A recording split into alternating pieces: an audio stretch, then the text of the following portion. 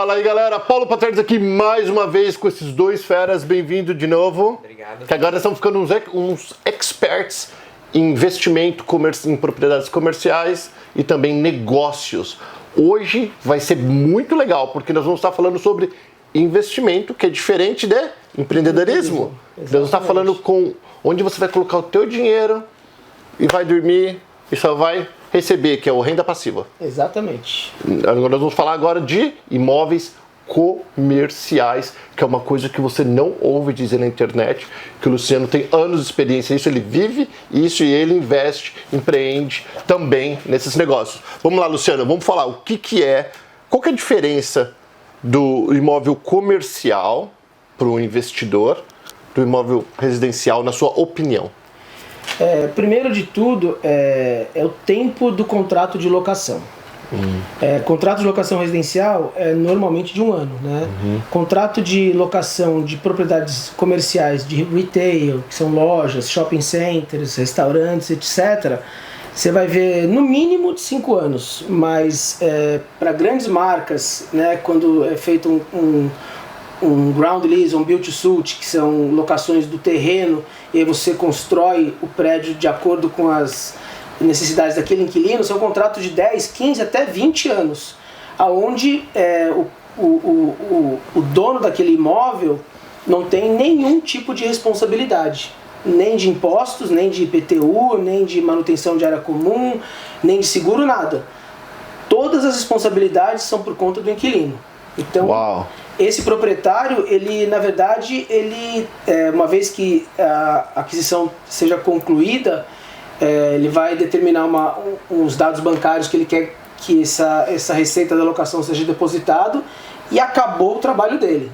Durante o termo daquele contrato, ele vai receber religiosamente em dia todo mês a locação na conta dele. Se quebrar um ar-condicionado, o inquilino que resolve. Se rachar o chão do estacionamento, o inquilino que resolve. Se precisar pintar o prédio, o inquilino que resolve. Porque isso já não acontece no escritório, por exemplo. Não, aí já é um pouco diferente. O escritório cai um pouco... É mais até similar a uma locação residencial, porque os contratos são mais curtos, né? Entendi. E as responsabilidades, como são vários espaços dentro de uma única edificação, é difícil você jogar essa responsabilidade de manutenção numa pessoa só para o inquilino. Agora, propriedades de um único inquilino, que é o que a gente mais vê, esse tipo de investimento, né? McDonald's, o supermercado Publix, um posto de gasolina 7-Eleven, uma farmácia CVS ou Walgreens, esses segmentos são exatamente como eu exemplifiquei.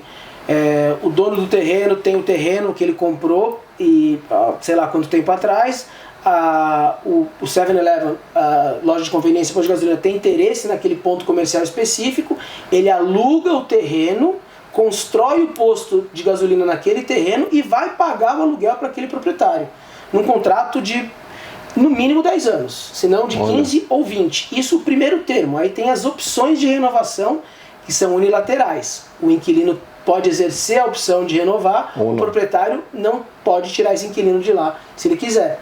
Então, assim, esse é o tipo de investimento mais seguro que você pode ter em propriedades comerciais aqui nos Estados Unidos. Mas vamos lá, agora eu tô com uma bolada, ou eu já sou um baita de um empreendedor, eu já sou rico, tenho milhões no Brasil, e eu quero comprar esse negócio. Você ainda mencionou, o cara que tem um terreno faz tempo, 7-Eleven...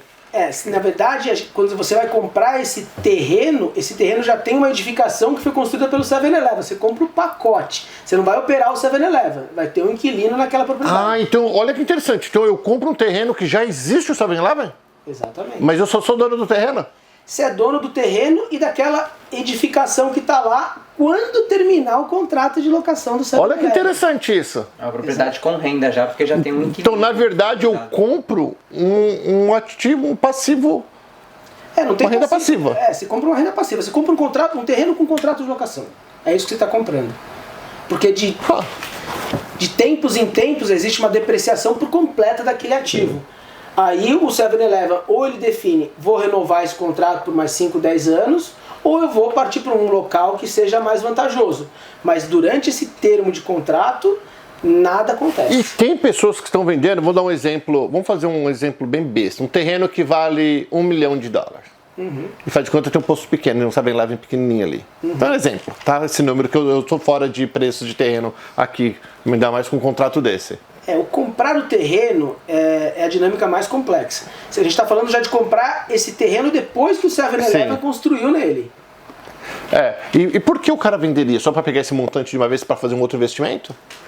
Ou por alguém morreu, é para dividir herança, que tá nem aí, essas na coisas? Verdade, assim... Quais são os casos? Os proprietários desses terrenos normalmente são famílias ou são pessoas de uma certa idade que ele quer realizar o retorno imediato. Ele não quer o tempo que vai levar para conseguir trazer um 7-Eleven, um Burger King, um McDonald's ou uma CVS, fazer o contrato de locação e aí construir. Quando começar a pagar o aluguel é que esse terreno, esse imóvel, né, esse terreno com essa construção pode ser vendido. Porque ele só tem essa receita passiva uma vez que a loja, né, do 7-Eleven ou a CVS esteja operando e pagando o aluguel. Então, mas foi o que a gente estava falando no começo. Você está falando comprar um terreno já com o 7-Eleven. Isso. E por que ele venderia? Diversificação de portfólio. Não, porque, por exemplo, ele pagou no terreno $1 milhão, como você disse. Aí esse terreno está gerando $100 mil por ano de receita da locação. Quer dizer, ele está ganhando 10% em cima do terreno de $1 milhão. Esse terreno, com a edificação do 7-Eleven, ele pode botar no mercado por $2 milhões com uma receita de 5%. E é o que o mercado gira. Entendeu? Entendeu? Assim, lógico, a taxa de capitalização, o retorno, ele varia, mas eu dei um exemplo com números redondos para facilitar o entendimento. Entendi. Então, assim, ele comprou por $1 milhão, conseguiu trazer o 7-Eleven construiu no terreno dele. Tem um contrato de 15 anos. Exatamente, tem um contrato de 15 anos, o 7-Eleven vai pagar... E tem quem que faz isso? Poxa, vendendo? Tem. Assim, é uma dinâmica mais complexa, mas eu posso usar um exemplo, por exemplo... de um Outback em Altamont Springs, que foi o meu broker da Millennium Partners que fez. Ele comprou um pedaço do estacionamento do Lowe's, já com uma carta de intenção do Outback para fazer o ground lease, que é a locação do terreno. Ele comprou o terreno, uma parte do estacionamento do Lowe's, fez o contrato de locação com o Outback construiu no terreno, ele ganhou comissão na compra do estacionamento do Lowe's, aí ele ganhou comissão na locação pro Outback. Quando o Outback terminou a construção, abriu e começou a pagar aluguel, ele vendeu o prédio, terreno, por uma taxa de capitalização relacionada à receita da locação. Olha, entendeu? Foi tipo uma jogada. Foram 3 cenários onde ele teve rentabilidade nos 3 cenários. E quem comprou esse terreno, esse imóvel do Outback, tem um contrato de 15 anos vigente, que vai pagar, agora de cabeça eu não tenho os números exatos, mas uma média de 6% de retorno ao ano sobre o investimento na aquisição do imóvel. Bem interessante, né? Super seguro, garantido pela corporação. Tem uma LLC, né, uma entidade que fez o contrato de locação, que cada restaurante tem uma empresa ali. Isso. Mas a garantia, a fiança é da corporação. Então, isso é garantido. Não tem como... Se quebrar aquele Outback e o inquilino, né, que é essa outra entidade, não pagar aluguel, a corporação é obrigada a pagar até o final dos 15 anos. Uau, então isso é um ótimo negócio. Agora vamos falar o normal. Isso daí é um caso à parte. Eu não sabia que podia comprar. Sabe que eu sempre pensei nisso? Porque às vezes a gente vê um McDonald's no meio do estacionamento, na frente do Publix. Os outparcels. Então as pessoas podem vender. De tempos em tempos você faz uma análise se aquele número de vagas de estacionamento estão coerentes para o tamanho daquela loja do Lowe's, por exemplo. Eles chegaram à conclusão que eles tinham muito mais vagas de estacionamento que eles precisam. Então você faz um pedido na cidade para poder se desfazer de uma parte do... Mas o Lowe's não estava pagando... Agora já eu aqui. Vamos lá. Mas o Lowe's já não estava pagando aluguel para ter 200 vagas? Vou dar um exemplo. Não, o Lowe's é dono do terreno. No caso o Lowe's era o dono do terreno. Do imóvel, né? Não era um alugado. Não era um alugado. No caso, o Lowe's já fez a primeira execução de ganho dele já. O Lowe's vendeu o terreno ali, uma parte de estacionamento, e já teve o lucro dele ali em cima de um pedaço de estacionamento que não gerava renda nenhuma para eles. O Lowe's, no caso que a gente fala, é uma empresa de... É uma 6C do Brasil, basicamente. Construção. Material de construção, é isso aí, essa é a palavra, obrigada. Tá, vamos falar para o normal, vamos lá, nós vamos encontrar aqui. Hoje, é mais fácil encontrar um terreno Ou é mais fácil, comercial, tô falando, ou é mais fácil comprar já... Com certeza comprar a propriedade já funcionando, já operando, com certeza. Essa modalidade é chamada Triple Net, são 3 N's. Esses 3 N's querem dizer que o proprietário tem 0 responsabilidades sobre aquela propriedade. O inquilino é 100% responsável por tudo. Então essa é a modalidade... Que isso é o sonho de todo investidor aqui nos Estados Unidos, gente, vocês não sabem. Agora, encontrar um terreno num preço que ainda esteja coerente para o mercado e ter essa dinâmica de trazer o inquilino que vai alugar o terreno e construir, essa dinâmica é complexa e difícil de fazer. Difícil, mas tem vários bairros sendo criados agora, sem dúvida, porque aqui está crescendo muito. Sem dúvida. Que você pode ter um terreninho ali numa esquina que ninguém está dando nada, que pode virar um posto de gasolina de esquina. Exatamente. E aí a tradução literal do net é líquido, né? Então são os aluguéis que são triplamente líquidos. Você não paga em nenhuma instância, nem no IPTU, nem no condomínio, nem no seguro da propriedade, nada. Tudo isso isso está ligado, assim, o retorno está muito ligado à localidade, marca que está por trás da locação, se é garantido pela corporação ou se é um franqueado, que pode ser um franqueado também. Tempo remanescente do termo de contrato, idade da edificação. Então, assim, são vários fatores que determinam o retorno de locação, né, pelo preço que está sendo comercializada aquela propriedade.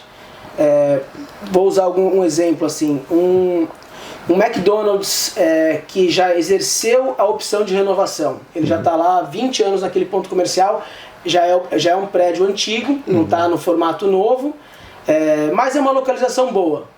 Esse McDonald's, ele vai, fator risco, né? Já está na opção de sair fora do contrato. De renovação, já exerceu a opção. É um prédio antigo, o McDonald's cedo ou tarde vai exigir que aquele prédio seja renovado. Então você vai ter um retorno maior.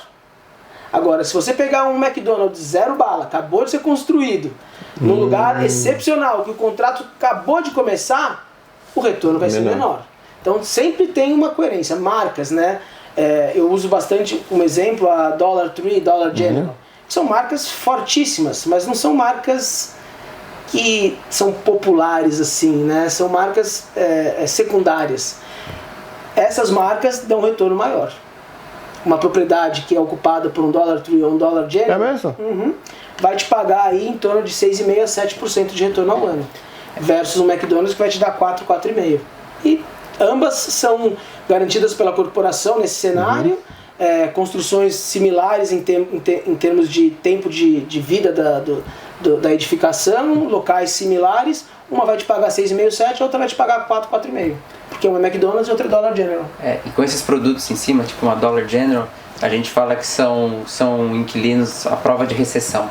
Que são produtos que atendem uma classe mais baixa.